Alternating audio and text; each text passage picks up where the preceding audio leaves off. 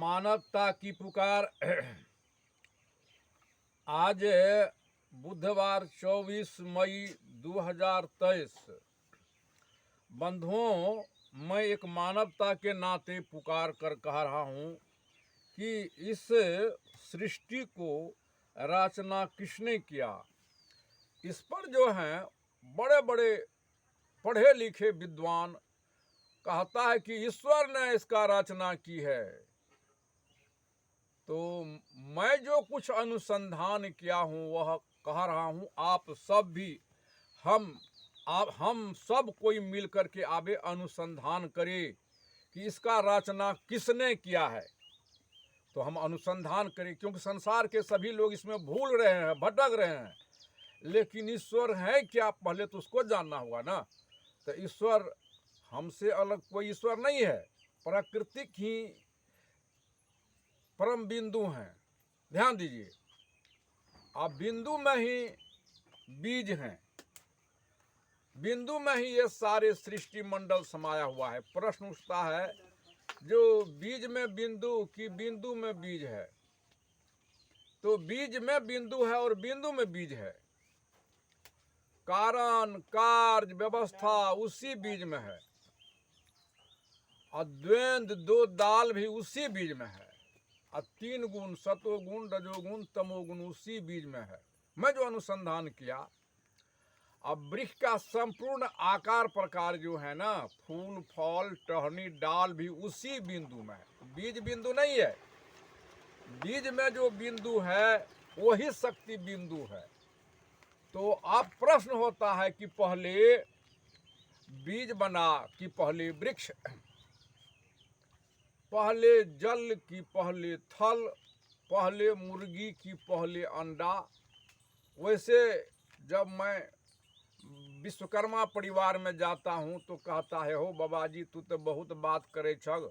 तो बाबा विश्वकर्मा सरसी हथौड़ी नहाय में पहले केकरा बनेलके बनावत प्रमाणित करत।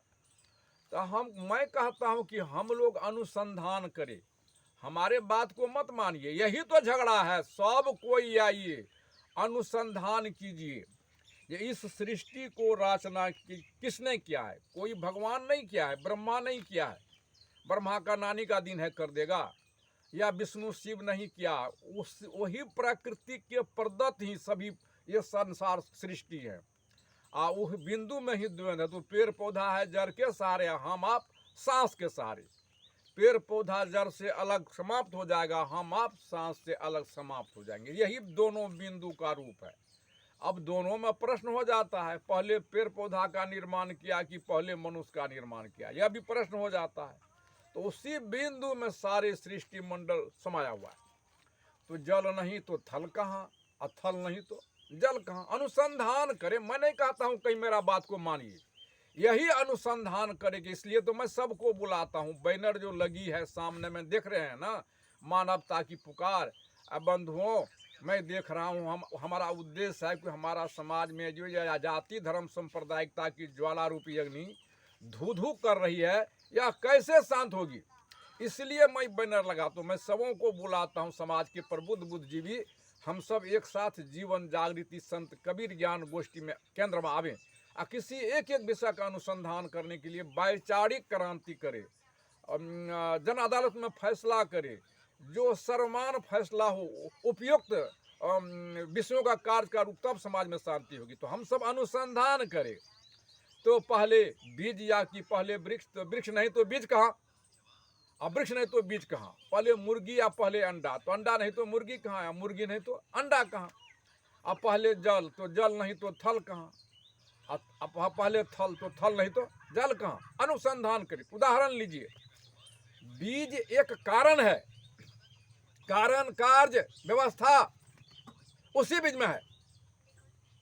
बीज को हम जमीन पर रखें, बीज का पहला प्रक्रिया कहाँ से होगी, जमीन से होगी, जो सिर और नस बनता है, जिसको ग्राह्य क्षमता कहते हैं। और दूसरी प्रक्रिया बाहर से जो टहनी डाल बनता है। बिंदु रूपी बीज का जो अंतःकरण की शक्ति का प्रक्रिया संचालित नहीं रहेगी, उनका गति यूं ही समाप्त हो जाएगा। तो तीनों गुण उसी बिंदु में समाया हुआ है, सतोगुण रजोगुण तमोगुण। तो सरसों और मड़वा, बट का, पीपल का बीज तुलनात्मक होता है। तो सरसों का पौधा को रजोगुण उठाता है बहुत तो 3 फीट 3.5 फीट, रैचा को 5-6 फीट, अब बट को 50-60 फीट बनाता है। वो 50-60 फीट ऊपर उठाया, तमोगुण उसी में 50-60 फुट लकड़ी है, गुणात्मक में परिवर्तन करके 50-60 फुट कर देता है। अब 5-10-20 टेलर लकड़ी में देखा हूँ काटते उसी बीज में है, बिंदु रूपी बीज में है, उसी में है। रजोगुण तमोगुण सतोगुण उसी में असंख्य फल फूल है। बीज तो हम क्या लगाते हैं, असंख्य फल फूल होता है। तो उसी को रजोगुण जो है, जिसको लोग ब्रह्मा कहता, तो रजोगुण ही ब्रह्मा है, और तमोगुण ही शंकर है, सतोगुण विष्णु है, तीनों गुण उसी में है। तो बीज तो सरसों के मुताबिक था, और लकड़ी 15-20 टेलर हो गया। आपसे ही मैं पूछता हूँ, अनुसंधान करने के लिए कहता हूँ, तो 15-20 टेलर लकड़ी जहाँ हुआ, उनका खाक तो 2-4 टेलर होगा, न होगा। हम 8 किलो बीज बोते हैं, अब 35-40 कुंटल दाना काटते हैं। अब बिल्कुल डंटल मिला करके मैं नापा हूँ, भुट्टा से डंटल समान, थोड़ा कम बेसी होता है, तो 35 दूना 70 कुंटल होगा। 70 कुंटल बीज तो एक थोड़ा सा मकई का कई ग्राम होगा, और उसमें हो गया 35-70 कुंटल, तो उसका खाक 5 कुंटल तो होगा। यही पृथ्वी का रूप लिया है। ये जो देखते हैं आकाश, वह दोनों प्राकृतिक ही परम बिंदु का दोनों रूप है। तब बीज को जब हम जमीन में देते तो वही शक्ति पोषण प्रक्रिया करके वृक्ष हो जाता है, अंकुरित होता है, स्वयं रूप लेता है, पोषण प्रक्रिया करके उसमें 1-2 बाली बनता है। तो बाली में कतार 14 से मैं 20 तक गना हूँ, प्रैक्टिकल बात करता हूँ। और कतार में दाना 36 से 42, 43, 50 तक गिन लिया हूँ। तो जन अदालत में यही कहता हूँ, विचारिए, फैसला कीजिए, वह बीज दाना बारी बारी बना है कि एक ही बार बना है, तो सिद्ध होगा एक ही बार बना है, बारी बारी बनिए नहीं सकता। आगे आइए, हम अब जैसे दलहन को ले, अरहर होता है, मटर, चना वगैरह होता है, तो मटर, मक्का, छिमड़ी तो में दाना 6-7 हो जाता है। तो अरहर ले, अरहर के बीज को जमीन पर दे, वह बिंदु स्वयं रूप लेता है।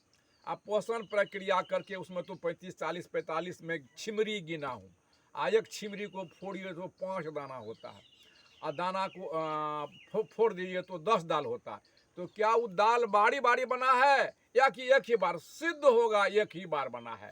तो हम सब जो हैं, हमारा शरीर जो है माता पिता की गर्भ से जब निकलते हैं, तो दोनों हाथ, दोनों पैर, दोनों आँख, दोनों कान बना हुआ एक ही साथ आता है। तो क्या ये आँख बारी बारी बना है? तो सिद्ध होता है कुदरत एक ही बार बनाया है दोनों को। तो प्रकृतिक ने ही यह रचना की है। सबों को, जैन को, बुद्ध, सब प्रकृति प्रदत्त थे, परम बिंदु का रूप थे।